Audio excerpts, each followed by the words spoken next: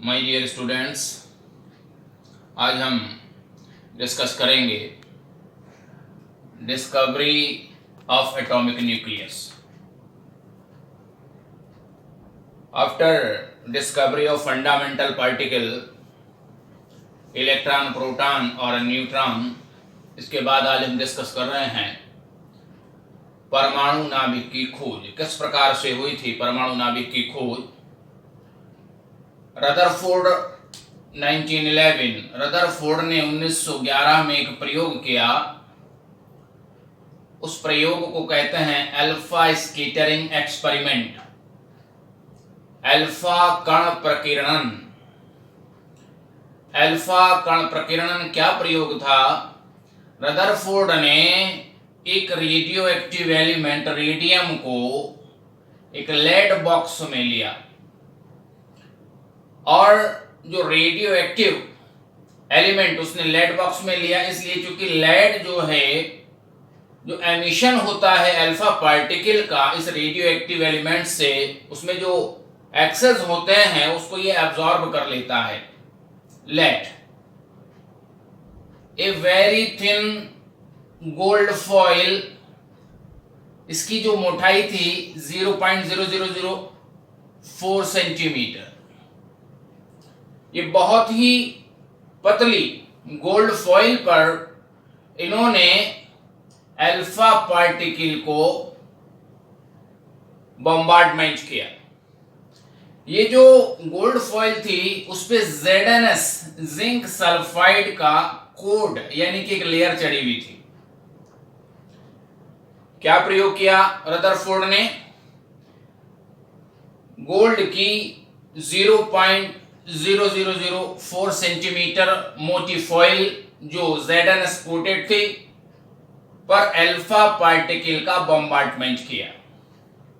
ठीक है, ZnS की जो लेयर है वो गोल्ड फॉइल पे इसलिए लगाई उन्होंने क्योंकि ZnS ग्लो, जब पार्टिकल टकराता है फॉइल से तो वहां चमक, एक प्रकार की ग्लो उत्पन्न करता है। देखिए, अल्फा पार्टिकल कई बार आ चुका है ये, जब हमने आपको बताया कि डिस्कवरी ऑफ प्रोटॉन में रदरफोर्ड ने नाइट्रोजन गैस पे अल्फा पार्टिकल का बॉम्बार्डमेंट किया, और डिस्कवरी ऑफ न्यूट्रॉन में भी मैंने आपको बताया था कि बेरिलियम की थिन फॉइल पे अल्फा पार्टिकल बॉम्बार्डमेंट किया था चैडविक ने। तो ये अल्फा पार्टिकल बार बार आता है और हम देखते हैं कि इक्वेशन में हम उसको लिखते हैं 2He4 करके। तो इस एक्सपेरिमेंट को हम एक्सप्लेन करें उससे पहले इस एक्सपेरिमेंट से थोड़ा हट के अलग, ये इसका इस एक्सपेरिमेंट से कोई रिलेशन नहीं है, केवल मैं अल्फा पार्टिकल क्या है ये आपको बताना चाहता हूं। ठीक है, ताकि आप समझ सकें इसको।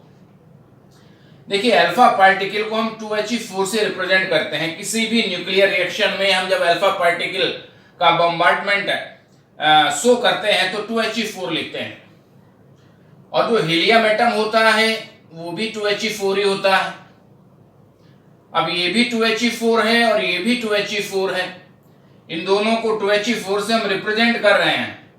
फिर what is the difference between alpha particle and helium atom, यानी कि अल्फा कण और हीलियम परमाणु में क्या डिफरेंस है?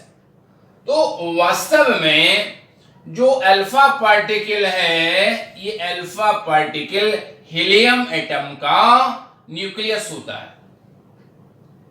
डाई पॉजिटिव न्यूक्लियस है। यानी कि जो हीलियम एटम है, अगर इस हीलियम एटम में क्या होते हैं, 2 प्रोटॉन, 2 न्यूट्रॉन और 2 ही इसमें होते हैं इलेक्ट्रॉन। ठीक है, और अगर यहां हम अल्फा पार्टिकल की बात करें तो इसमें क्या है, 2 प्रोटॉन और 2 आपके न्यूट्रॉन है। यहां पे 2 प्रोटॉन और 2 न्यूट्रॉन है, और यहां पे 2 प्रोटॉन, 2 न्यूट्रॉन और 2 इलेक्ट्रॉन। ठीक है, अब जितना चार्ज होता है प्रोटॉन पे उतना ही चार्ज होता है इलेक्ट्रॉन पे। 2 प्रोटॉन और 2 इलेक्ट्रॉन हीलियम एटम, हीलियम परमाणु में उपस्थित हैं, इसलिए ये कैसा होता है, इलेक्ट्रिकली न्यूट्रल होता है। जितना चार्ज होता है प्रोटॉन पे, आपको मैंने बताया कि प्रोटॉन के चार्ज को यूनिट पॉजिटिव चार्ज कहते हैं और इलेक्ट्रॉन के चार्ज को यूनिट नेगेटिव चार्ज कहते हैं। अब यहां 2 यूनिट पॉजिटिव चार्ज है, 2 यूनिट नेगेटिव चार्ज है। न्यूट्रल तो कैसा होता है, न्यूट्रॉन कैसा होता है, न्यूट्रल होता है। तो 2 पॉजिटिव है 2 नेगेटिव है, कैसा हो गया ये, इलेक्ट्रिकली न्यूट्रल हो गया। एटम इसीलिए इलेक्ट्रिकली न्यूट्रल होता है क्योंकि उसमें number of proton is equal to number of electron. It mean number of positive charge is equal to number of negative charge. अब जब इस एटम से हम इन 2 इलेक्ट्रॉन को रिलीज कर देते हैं, जब ये एटम इन 2 इलेक्ट्रॉन को रिलीज कर देता है, तब क्या बचता है, जो रिमेनिंग पार्ट है।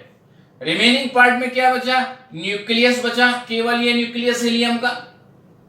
ठीक है, अब हीलियम का न्यूक्लियस बचता है। अब न्यूक्लियस में क्या होते हैं, 2 प्रोटॉन होते हैं और 2 न्यूट्रॉन होते हैं। अब प्रोटॉन पे कितना चार्ज होता है, 1 यूनिट पॉजिटिव चार्ज है। अब ये 2 प्रोटॉन है, कितने यूनिट हो गया, +2 यूनिट हो गया। ठीक है, और न्यूट्रॉन क्या होता है, न्यूट्रॉन होता है इलेक्ट्रिकली न्यूट्रल। अब यही चार्ज हम यहां पे रिप्रेजेंट करते हैं। तो एक्चुअल में अल्फा पार्टिकल पर 2 यूनिट धनावेश होता है, 2 unit positive charge alpha particle carry करता है। ठीक है, तो अल्फा पार्टिकल द्विधनावेशित होता है, डाइपॉजिटिव आयन है। ठीक है, समझ में आ गई बात। अब इसमें अंतर क्या है, यह इलेक्ट्रिकली न्यूट्रल है, ये पॉजिटिवली चार्ज होता है। हीलियम एटम क्या है, इलेक्ट्रिकली न्यूट्रल, और अल्फा पार्टिकल पॉजिटिवली चार्ज है। हीलियम एटम में 2 प्रोटॉन है, 2 न्यूट्रॉन है, 2 इलेक्ट्रॉन है। और अल्फा पार्टिकल किससे मिलके बना होता है, 2 प्रोटॉन और 2 न्यूट्रॉनों से मिलके बना होता है। ये इसमें डिफरेंस होता है। अब इसे भी 2He4, इसे भी 2He4 से आप क्यों रिप्रेजेंट करते हैं। देखिए, ये जो नंबर है नीचे, किसी भी एलिमेंट के सिंबल के बेस पे जो नंबर होता है, ये क्या होता है, एक्चुअल में होता है एटॉमिक नंबर। क्या होता है एटॉमिक नंबर, आपको पता है, number of positive charge present in nucleus, नाभिक में उपस्थित धनावेशों की संख्या क्या होता है, एटॉमिक नंबर। और जो पॉजिटिव चार्ज इक्वल किसके होता है, नंबर ऑफ प्रोटॉन। तो किसी भी एटम का जो एटॉमिक नंबर है वो एक्चुअल में क्या होता है, number of proton present in its nucleus, उसके नाभिक में उपस्थित प्रोटॉनों की संख्या, उसका क्या कहलाती है, एटॉमिक नंबर। ठीक है, तो यहां भी देखिए 2 प्रोटॉन है और ये 2 प्रोटॉन है। ठीक है, तो इसको यहां लिख देते हैं 2He। अब बात आती है ये 4 क्या है, ये 4 क्या होता है, ये होता है मास नंबर। क्या होता है ये, मास नंबर। ठीक है, अब मास नंबर क्या रिप्रेजेंट करता है, मास नंबर रिप्रेजेंट करता है नंबर ऑफ न्यूक्लियंस। न्यूक्लियंस क्या होते हैं, जो न्यूक्लियस में प्रेजेंट हों, वो पार्टिकल को हम दोनों को, जो दोनों पार्टिकल हैं उनको कलेक्टिवली हम न्यूक्लियन कहते हैं। यानी कि proton and neutron collectively called nucleons. तो नंबर ऑफ न्यूक्लियंस यानी कि number of proton plus number of neutron. तो यहां पे 2 प्रोटॉन है और 2 ही न्यूट्रॉन है, तो 2He4 हो गया। ठीक है, और यहां भी 2 प्रोटॉन है और 2 न्यूट्रॉन है। ठीक, तो ये भी 2He4 हो गया। तो इसलिए इसको भी 2He4 से रिप्रेजेंट कर देते हैं और इसको भी 2He4 से रिप्रेजेंट कर देते हैं। लेकिन यहां पे ये बस ये ध्यान रखने की बात है कि ये इस पे कितना, 2 यूनिट पॉजिटिव चार्ज होता है। वैसे इसको अगर हम इस तरह से लिखें 2He4, तो एक्चुअल पे इस पे 2 प्लस होता है। ठीक है, अब ये एटॉमिक नंबर हो गया, ये मास नंबर हो गया, तो ये प्लस चार्ज यहां पर रिप्रेजेंट नहीं किया जा सकता। इसलिए हम अल्फा पार्टिकल को जब न्यूक्लियर रिएक्शंस होती हैं तो वहां पे हम क्या सिंबल लिखते हैं उसका, अल्फा पार्टिकल का, 2He4। ठीक है, समझ में आ गई बात। ये डिफरेंस दोनों का आप इस एक्सपेरिमेंट से अलग कहीं लिख सकते हैं। ठीक है, अब हम बात कर रहे हैं कि जो रदरफोर्ड ने एक्सपेरिमेंट किया, जो गोल्ड फॉइल पे ZnS कोटेड अल्फा पार्टिकल का बम्बार्डमेंट किया, तो इन्होंने क्या ऑब्जर्वेशन किया। देखिए क्या ऑब्जर्व कर रहे हैं ये कि जो आपका ZnS लेयर का जो गोल्ड फॉइल है, उस गोल्ड फॉइल पे जो ग्लो पॉइंट्स हैं, उन ग्लो पॉइंट्स में कहां-कहां ज्यादा चमक उत्पन्न हो रही है, किन-किन पोर्शन पे ज्यादा ग्लो उत्पन्न हो रहा है और कहां कम हो रहा है। उसी के आधार पे इन्होंने ऑब्जर्वेशन किया और क्या एनालाइज किया कि maximum of alpha particle about 90%, लगभग 90% अल्फा पार्टिकल ऐसे होते हैं जो ट्रेवल ऑन स्ट्रेट लाइन, जो सीधी रेखा में चले जाते हैं। ठीक है, a few alpha particle scatter at small angle, कुछ अल्फा पार्टिकल किसी छोटे कोण पर विक्षेपित हो जाते हैं। ठीक है, very few alpha particle scatter at large angle, बहुत ही कम ऐसे अल्फा पार्टिकल हैं जो किसी अधिक एंगल पर डिफ्लेक्ट होते हैं, 90 डिग्री या फिर उससे भी ज्यादा। Some of a alpha particle 1 out of 8,000 return to their original path, यानी हो सकता है, it may be or not, ये इट इज नॉट एसेंशियल, जरूरी भी नहीं है कि some of a alpha particle, हो सकता है कि हजारों अल्फा पार्टिकल में से कोई अल्फा पार्टिकल ऐसा हो जो अपने ओरिजिनल पथ पर वापस चला जाए। ठीक है, क्या ऑब्जर्वेशन किया कि मैक्सिमम अल्फा पार्टिकल तो स्ट्रेट लाइन में चले गए, कुछ अल्फा पार्टिकल थोड़े एंगल से डिफ्लेक्ट हुए और बहुत कम 90 डिग्री या उससे ज्यादा रिफ्लेक्ट हुए, और हजारों में कोई एक पार्टिकल ऐसा होगा जो अपने ओरिजिनल पथ पर वापस चला गया। इस ऑब्जर्वेशन के बेसिस पे क्या कंक्लूजन रदरफोर्ड ने दिया कि जो major part of an atom is hollow, यानी जो परमाणु है उस परमाणु का जो मैक्सिमम पार्ट है, जो अधिकांश भाग है, वो खाली है।